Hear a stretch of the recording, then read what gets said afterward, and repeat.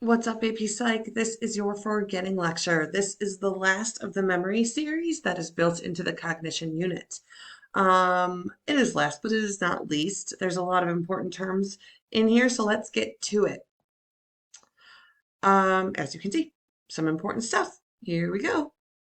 Okay, forgetting. What is forgetting? Forgetting is the inability to retrieve information due to poor encoding, storage, or retrieval. And I put them in three different fonts because these are the three stages that memory has to happen according to the multi-store model. Forgetting can occur at any memory stage. That's what I'm going to get into. I don't want to get too in depth right here, right now. We're going to look at this graphic one more time to show what I mean. So the first place that can go wrong and forgetting can occur is due to encoding failure. If we go back to our encoding notes and we think about each of these memory effects, ask yourself how they are encoding failures. Essentially, you can't encode what you don't notice, sense, or rehearse. So if you're not paying attention to the person who's speaking in front of you, you're not encoding what they say. If you try to cram everything in all at once, you're paying attention more to just what can fit in a surface level amount of time, as opposed to really comprehending in a deep way for the spacing effect. In the serial position effect, you are paying attention to the first and the last item and not the middle items. In all three of these cases, selective attention is the cause of the encoding failure. Essentially, you're not paying attention to what you need to encode properly, and so you forget easily. Next is a failure to store properly, or in other words, storage decay. Research has found that after learning, there's an initial drop in retention, but it evens out over time. According to the research of Hermann Ebbinghaus, he developed something called the forgetting curve, which we see in this picture right here. When we learn something for the first time, over time, we forget most of it, pretty much after day one. But if we review that same information again and again and again, you can see that that forgetting slows down. So forgetting the first time you learn something is pretty rapid, but over time, that forgetting slows down. I'm going to do a little demo with you in class to prove this to you and to explain his research. But that's the gist of it, is that due to gradual fading of the memory trace in the brain and not practicing it over and over, that pew, pew, pew, over and over and over, that path gets slower or that path fades altogether. So think of it like walking through the woods and you make a path over time by using that same path over and over. If you stop using that path, trees and grass and other leaves will clutter it up again, and your pathway through your brain is the same way. It kind of grows over, probably gets replaced or pruned back, and it becomes harder to access that path again. In fact, I want you to think about what's going to happen with the information you're learning right now if you don't review it. But we all know that you are going to review it, so that won't happen to you, right? We're going to get a bit more in depth with the third and final stage of memory, which is retrieving it. What happens when we hit retrieval failure?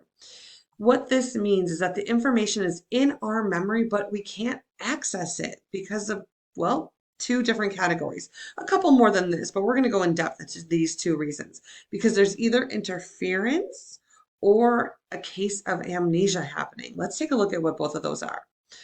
Within interference, we actually have two types, proactive and retroactive. In proactive interference, old information interferes with the retrieval of new information. So for example, think about when we hit the new year and we're writing out the date in January, but we're still writing the previous year.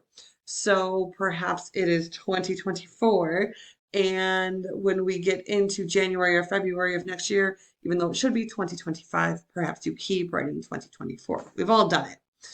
Or perhaps you move, but you keep giving out your old address.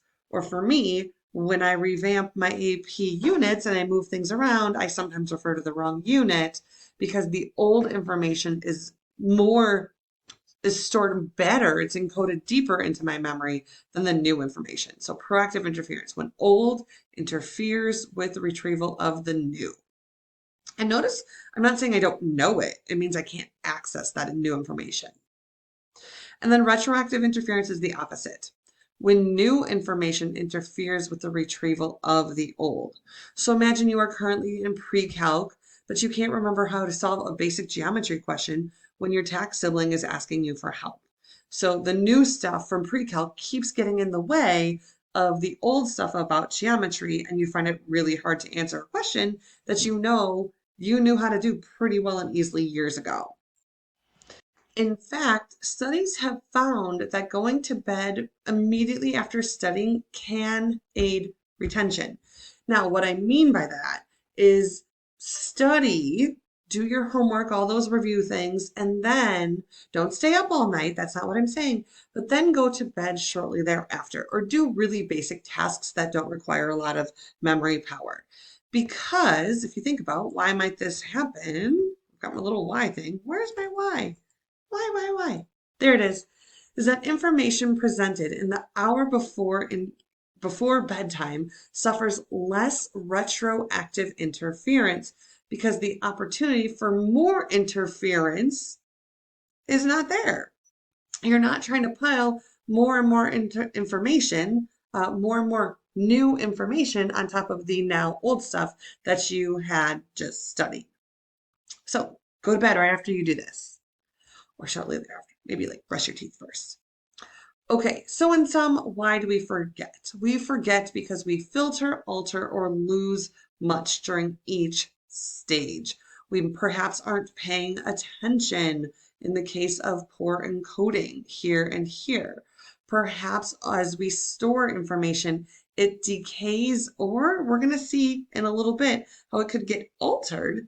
And then finally, even though it's in there, it might even be in storage, we might have trouble retrieving it. These are all basic, normal human reasons for forgetting. Now let's get into things a little bit more complicated that might not occur to everybody. And that is, or occur for everybody, and that is with amnesia. Here's the difference between amnesia and interference. Amnesia is the partial or complete memory loss due to physical or psychological damage. You can see how I have it in all caps there. It's because that is what makes amnesia different than interference. Interference we all have. We all have it all the time, like daily. Amnesia happens if you have a physical damage to the brain, perhaps experiencing Alzheimer's, disease, having a different disease, having a stroke, experiencing brain trauma. This damage to the brain is going to affect the brain's ability to store that long-term information, perhaps in like the temporal lobe, or if the hippocampus was damaged, something can't go from short-term into long-term. We also know that there's a physical phenomenon called infantile amnesia. This is why you don't have memories of being a baby. The most people have an inability to hold on to memories until they are approximately 3 or 4 years old. And you might have questions for me on that, and you might want to poke me on that during class. But we have pretty good data that that is pretty common. This is actually a pretty fascinating thing, but I want to tell you a lot more about it in class. We don't need to make this video super long as I go on and on about this one bullet point here. And then we also might experience amnesia if we're experiencing psychological damage. So damage triggered by a traumatic event. So something super intense, super emotional, super upsetting happens to you, and you just can't remember what happened around the time of that event. Most memories in this case will return over time, usually within a few days, once kind of the shock of the trauma wears off, or we start to cope and process what happened to us.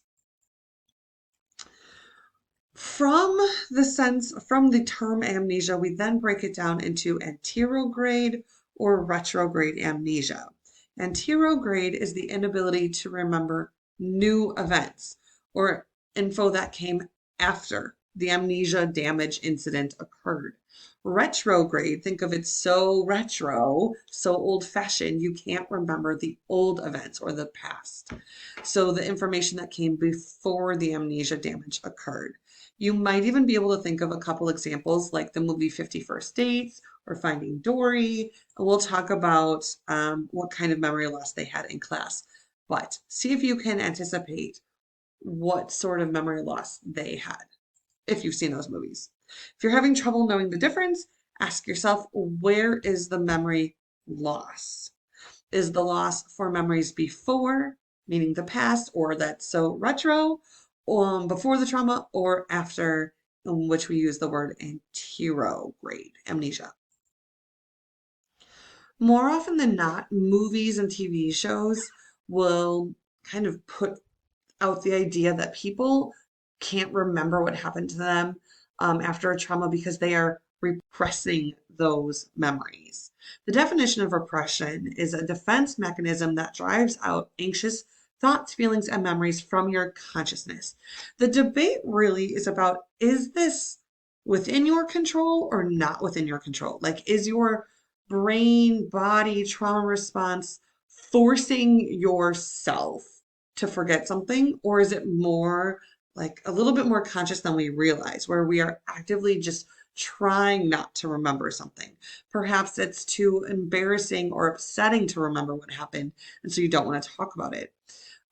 This is a concept that was first suggested by Freud.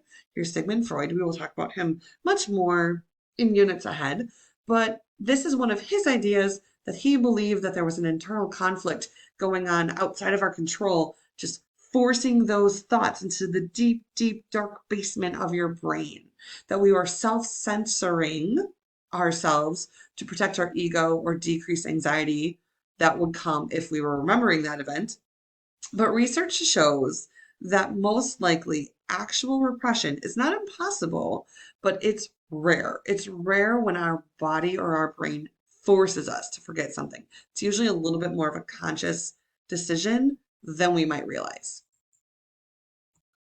Okay, now we're going to look at problems that happen as memories are constructed or consolidated, like actually created authentically.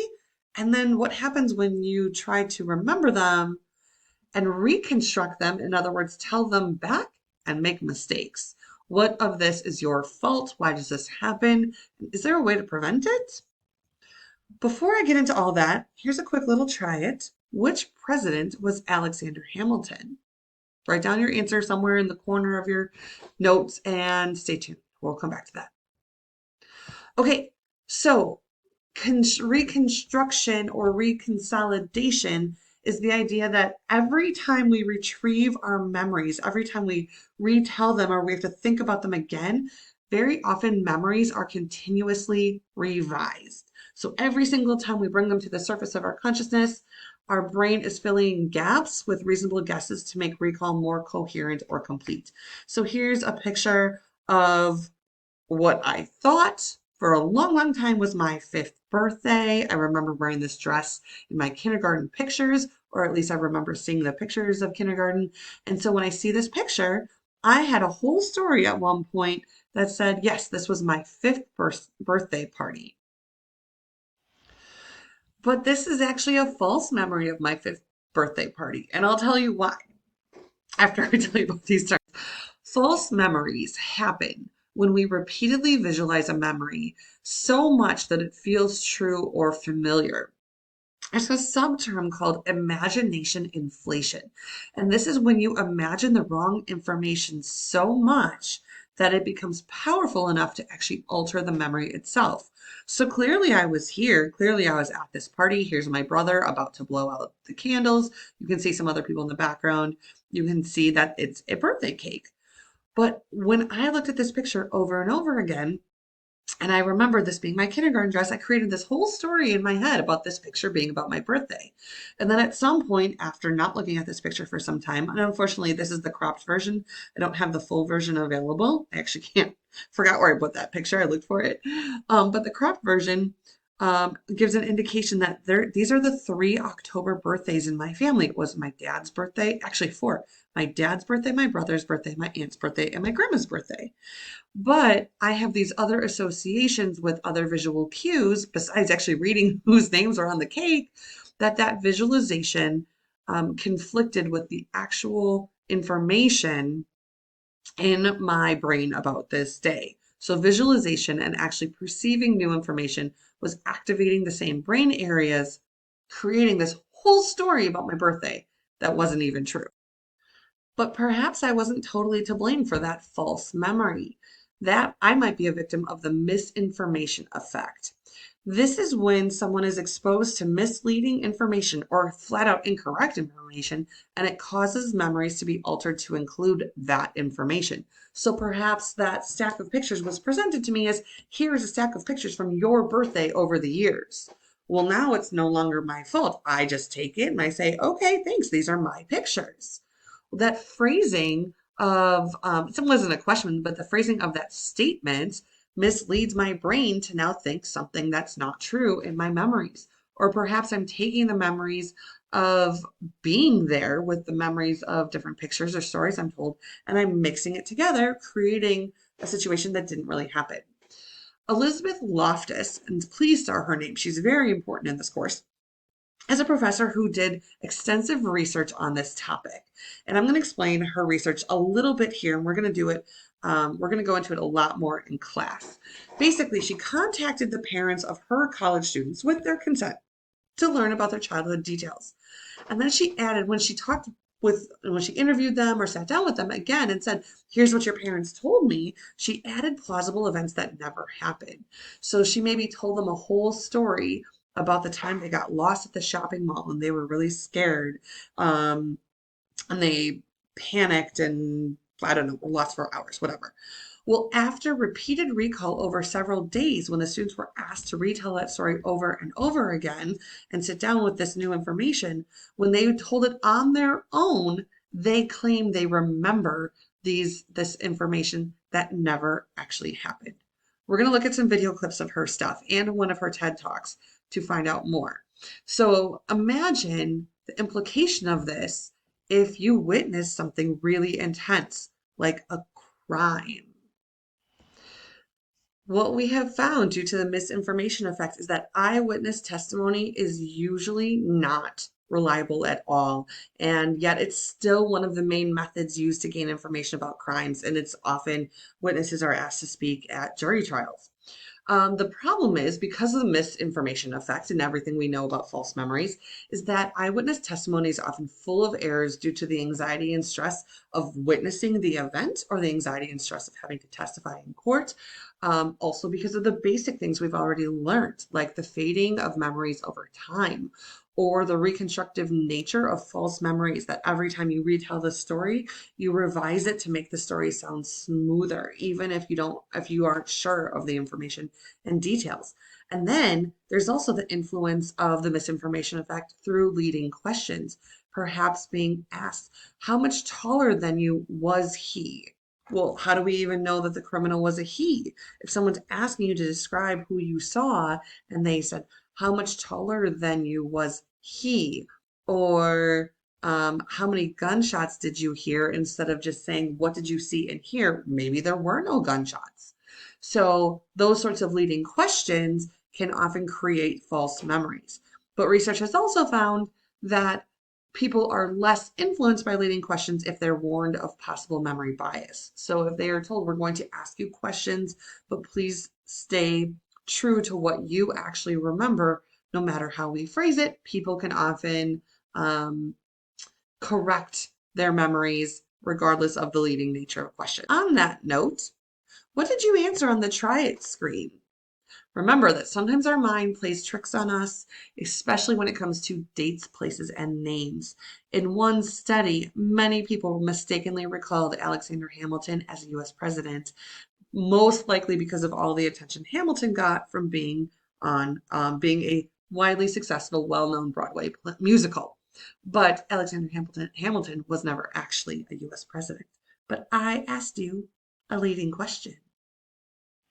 So did I create a false memory in your mind? Okay, a few more details to go. Almost done. Source amnesia could be another reason why we end up with a somewhat convoluted or mistaken memory. This is when you attribute an event or information to the wrong source. Now, this is not amnesia in the sense that it's brain damage. I don't even know why they use this term, but they do, whoever they are. So imagine you recognize someone, but you have no idea why you know them. So perhaps you recognize someone and it turns out it's your best friend's aunt. You don't actually know them, but maybe you act like, oh, yeah, we've met before, when in reality, you've just seen a ton of pictures of them on social media or heard a bunch of stories about them. Or perhaps you are telling your friend the tea, here's some juicy gossip, and then you realize that that friend's the one who told you, and then you're kind of like, oh, never mind. I guess it's not that great of a story. Or even simply, you might say something like, as I always say, and then you say some phrase that you didn't create. It's something maybe you got from TV or a book you read or something like that. So, source amnesia, not true amnesia in the sense of brain damage. Be careful of that one.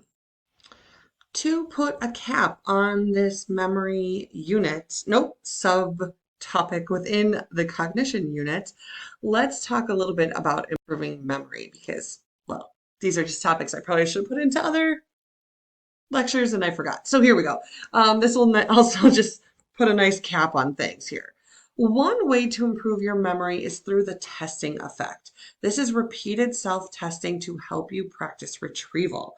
So I don't want you to retrieve false memories by any means, but it is good to do practice questions. It is good to study and bring information out in all different ways because every time you retrieve information or you access it, you're accessing that neural pathway.